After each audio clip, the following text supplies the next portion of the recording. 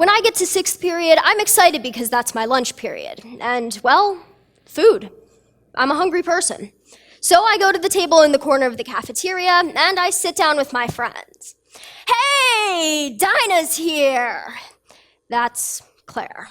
She's always excited to see me, normally because she needs help with her math homework.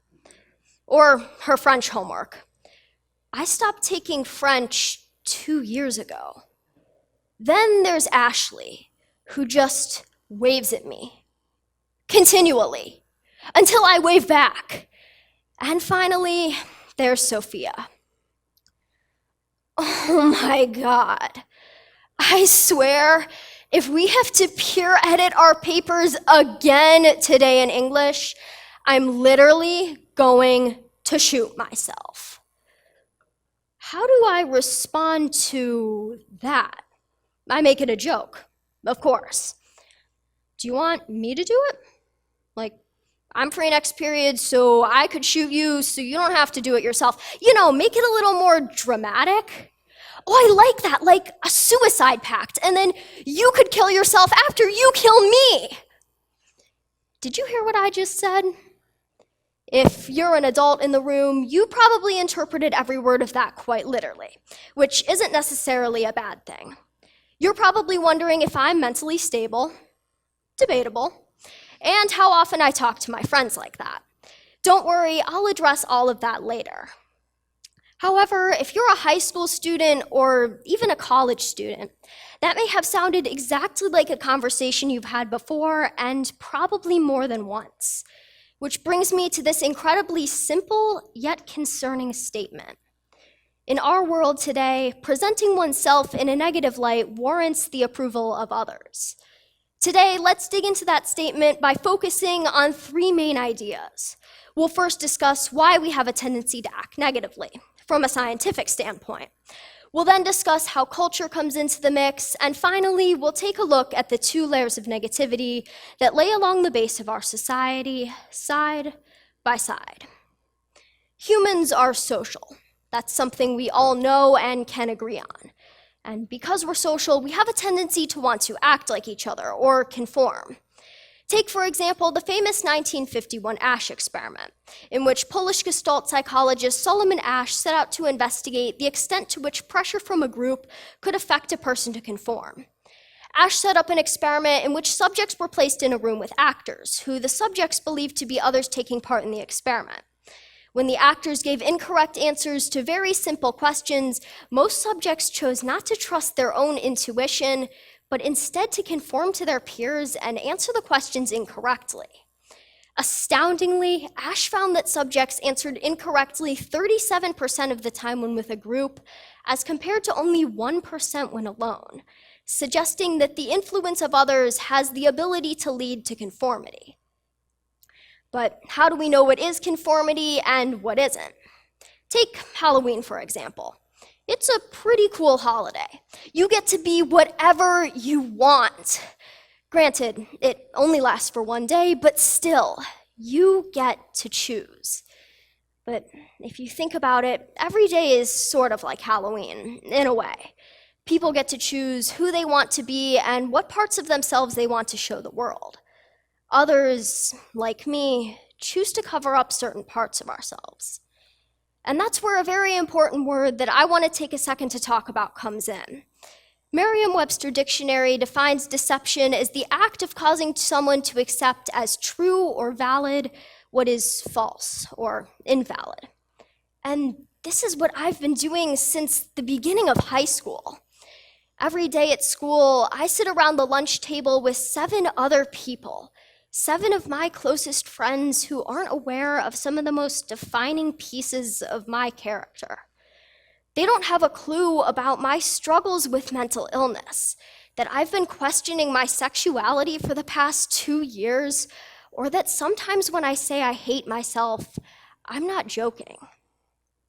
Yet, because of the personality that I've built for myself, the facade that I've put up, my friends become concerned when I come to school without a smile on my face, even if I'm just having a bad day. They question me if I don't contribute to a conversation as much as I usually do, even if it's simply that the subject doesn't interest me. And because of my deception, my peers expect me to fit into a mold that I can no longer conform to, yet I am stuck within. These things have become my normal. I live in a world of deception, and so do many others when it comes to negativity.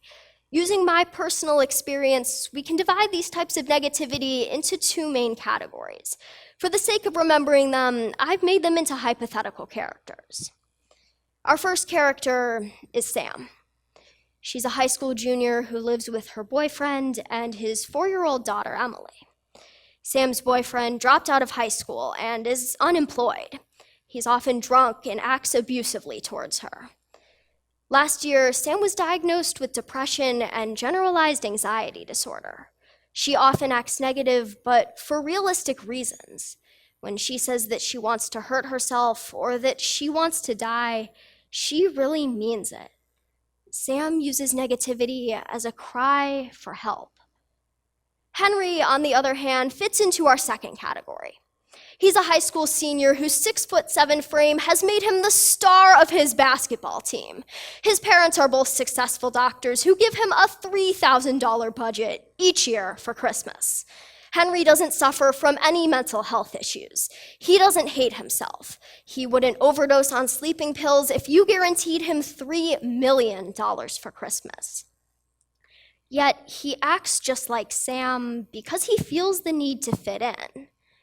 Henry uses negativity as a form of humor and social acceptance. And so here's the issue.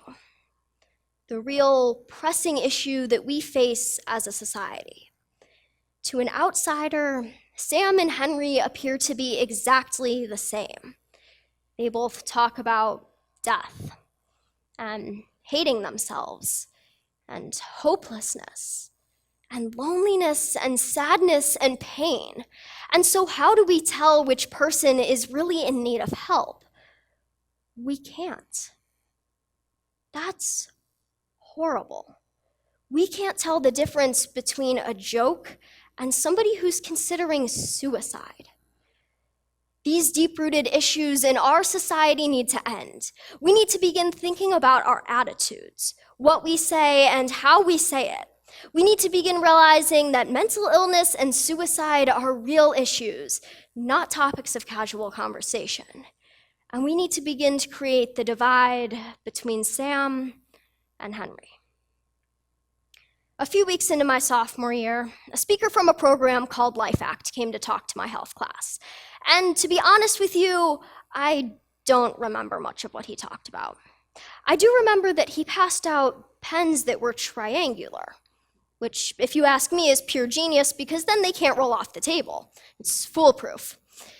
Another thing I vividly remember was the speaker saying, if one of your friends ever says that they hate themselves or that they want to die, don't be afraid to ask them if they are considering suicide. Don't be afraid to use that word. Now, we're intelligent people. And because we're intelligent, we know that asking every single person who hints at negativity if they're considering suicide is ridiculous. It just wouldn't work. So then how do we figure it out? Bridge the gap between Sam and Henry? Well, according to Frances E. Jensen, author of the New York Times best-selling book, The Teenage Brain, the best way to stay up to date on a teenager's mental health is simply to be aware. If someone you know says that they want to hurt themselves or that they want to die, pay attention to their tone and body language. Is it clear that they're joking, or do they genuinely seem upset or angry? If it's clear that they're joking, then simply move on. However, if you think that their seemingly simple statement may be a call for help, take action. Ask them if they really are considering suicide and how you might be able to help. If they don't seem to want to talk about it, get help from a family member or a professional. One conversation could be the difference between life and death. Today, we took a look at some of the reasons we have a tendency to act negatively as a society, learned the impacts of these tendencies, and made sure that we can recognize the difference between a joke and a tragedy. Conforming to others is part of what makes us human, but it can also make us take part in some behaviors that just don't make sense. Nobody asked to live in a world surrounded by a cloud of negativity. At least, I didn't. But if we work together as a society, we can rid ourselves of these dark clouds and make the sunshine brighter for everyone, every day. Thank you.